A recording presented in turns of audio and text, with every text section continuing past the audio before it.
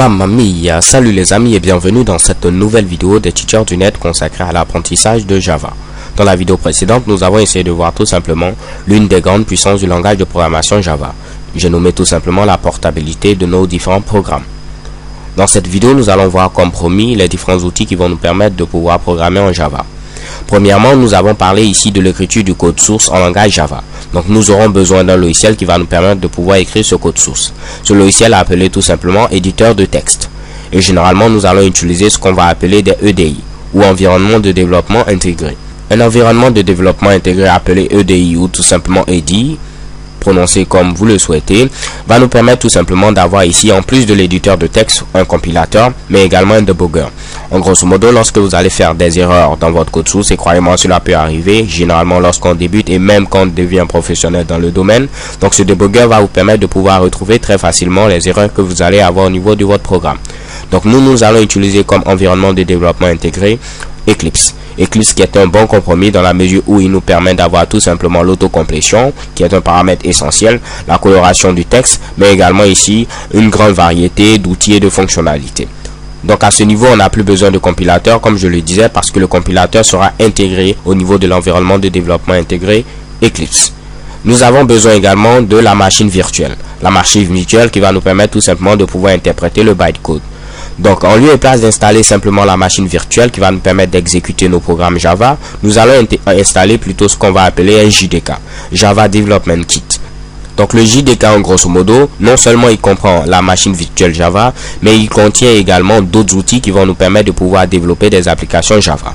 Donc, en lieu et place d'installer JRE pour dire tout simplement Java Runtime Environment, nous allons installer tout simplement JDK, Java Development Kit, qui va nous permettre d'avoir la machine virtuelle et, si je me répète, d'autres outils qui vont nous permettre tout simplement de pouvoir développer des applications Java. Donc, les gars, premièrement, nous allons télécharger le JDK. Donc les gars, sans plus tarder, je me rends au niveau de mon navigateur internet et dans la barre d'adresse, je vais taper tout simplement oracle.com. Oracle, pourquoi? Parce que c'est Oracle qui s'occupe du développement actuel de Java. Donc ensuite, vous vous rendez à la section Download, Download pour dire tout simplement téléchargement. Et nous allons cliquer à ce niveau sur Java for Developers. Ok? Donc lorsque je clique à ce niveau, vous allez voir, on aura la possibilité de pouvoir télécharger le fameux JDK Java. Donc voici ici notre fameux JDK, Java Platform JDK, version 7. Donc nous allons cliquer à ce niveau sur Download. Je clique sur ce Mitsubishi là. Alors une fois que vous êtes à ce niveau, vous descendez tout simplement et vous allez accepter tout simplement ici la licence. Donc je clique tout simplement ici sur Accept License Agreement. Je descends à ce niveau et je peux choisir ici la version du JDK qui est compatible tout simplement à mon système d'exploitation. Vous avez Windows 32 bits, vous choisissez ici le lien qui correspond à Windows x86. Vous avez Windows 64 bits, ce lien fera l'affaire. Vous avez macOS, vous prenez ce lien et ainsi de suite. Donc moi je vais cliquer sur Windows x86 puisque j'ai Windows 32 bits sur ma machine. Ok? Donc je peux voir ici, on me demande est-ce que je veux tout simplement enregistrer le fichier. Je clique sur enregistrer. Donc pour les besoins de cette vidéo, les gars, moi je vais tout simplement arrêter ici le téléchargement puisque je l'ai déjà sur ma machine. Pour l'installer, rien de bien compliqué, vous faites tout simplement suivant, terminé et chez Kebam, vous aurez le JDK installé sur votre machine. Donc j'arrête ici ce fameux Mitsubishi. Deuxième des choses, on a dit qu'on allait avoir besoin d'un environnement de développement intégré qui va nous permettre non seulement d'entrer notre code source, d'avoir également le compilateur, mais pour terminer un debugger qui va nous faciliter la recherche des différentes erreurs au niveau de notre programme. Donc pour ce faire, je vais ouvrir tout simplement un nouvel onglet et je vais taper tout simplement ici eclipse.org qui va me permettre de pouvoir télécharger le fameux logiciel Eclipse. Également, je viens ici au niveau de la section Download qui va me permettre de pouvoir télécharger ce fameux Mitsubishi. Et là, je n'ai qu'à cliquer ici sur Download Windows 32 bits puisque j'ai Windows 32 bits au niveau de ma machine. Libre à vous de pouvoir télécharger tout simplement la version appropriée. En grosso modo, lui, il va détecter automatiquement le système d'exploitation que vous avez au niveau de votre machine. Vu que j'ai Windows, il me propose tout simplement les versions compatibles à Windows. Si j'avais Linux, j'allais sélectionner tout simplement Linux, mais automatiquement, normalement, cela doit être sélectionné. Donc les gars, voici ici en grosso modo l'archive d'Eclipse que j'ai téléchargé au niveau de ma machine. Je fais ici un clic droit et je fais tout simplement extraire ici. Ce qui va me permettre d'avoir ici le dossier décompressé Eclipse. Libre à vous après de couper ce dossier, le mettre au niveau du dossier Program Files qui est présent au niveau du DC. Généralement, tous les fichiers tous les logiciels plutôt qui sont installés sont mis au niveau de ce dossier là, le dossier Program Files qui se trouve tout simplement au niveau du DC. Ok, donc ce que je fais généralement, après avoir dézippé tout simplement ma fameuse archive Eclipse, je vais couper ce dossier dézippé et le mettre au niveau tout simplement de ce fameux dossier Program Files. Donc là, on va patienter un tout petit peu, histoire que cette décompression finisse. Alors les gars, une fois la décompression terminée, qu'est-ce que je vais faire? Je vais tout simplement couper ce dossier, comme je vous l'avais dit, et me rendre au niveau du dossier Program Files et pouvoir coller ce Mitsubishi. Je fais ici continuer, et qu'est-ce qui se passe? Chez Kebam, j'ai ici un déplacement qui va s'effectuer au niveau de ce dossier Program Files. Donc là, je peux double-cliquer pour ouvrir tout simplement le dossier et vous voyez ici le raccourci qui nous permet tout simplement de lancer Eclipse. Donc ici, le fichier exécutable. Vous avez la possibilité de faire pourquoi pas un clic droit et faire un raccourci au niveau du bureau.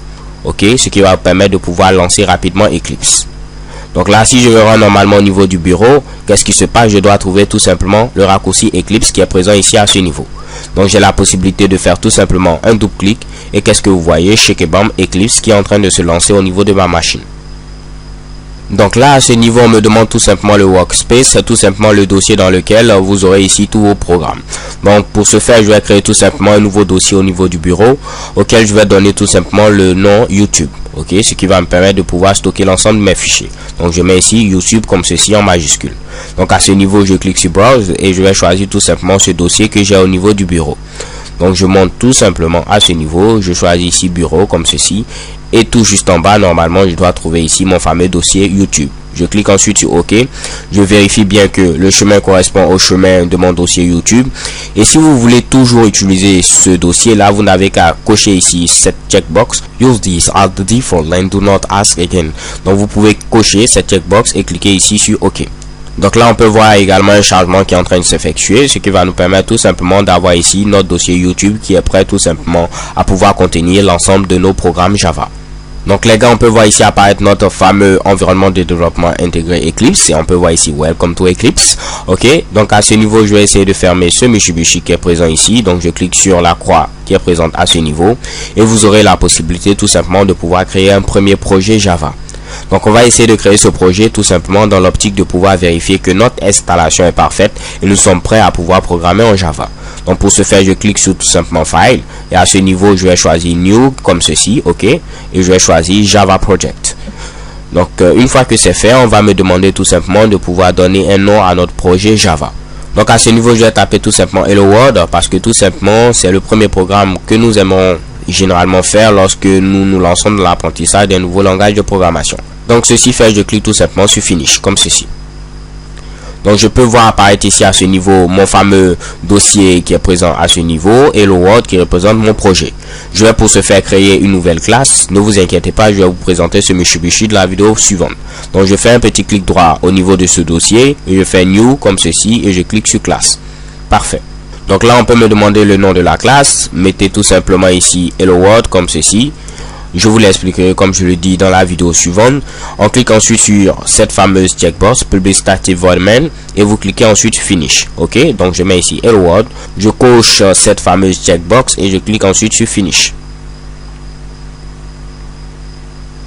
Alors les gars, tenez bon, à ce niveau qu'est-ce qu'on va faire? On va mettre tout simplement système comme ceci, .out.println et je vais mettre tout simplement Hello World comme ceci, avec un petit point d'exclamation, sans oublier un point virgule à la fin. Alors les gars, rien de bien compliqué, ne vous intéressez pas tout simplement au code source, essayez de recopier ce Mitsubishi, histoire de pouvoir tester avec moi notre premier programme Java qui sera chargé d'afficher Hello World. Salut le monde, ok? Donc une fois que vous avez recopié plutôt ce Mitsubishi, qu'est-ce que vous faites? Vous venez à ce niveau et vous cliquez ici sur Run. Ok, donc je clique ici sur Run et qu'est-ce qui va se passer? Notre programme va être exécuté par la machine virtuelle et chez Kebam, on voit apparaître ici Hello World.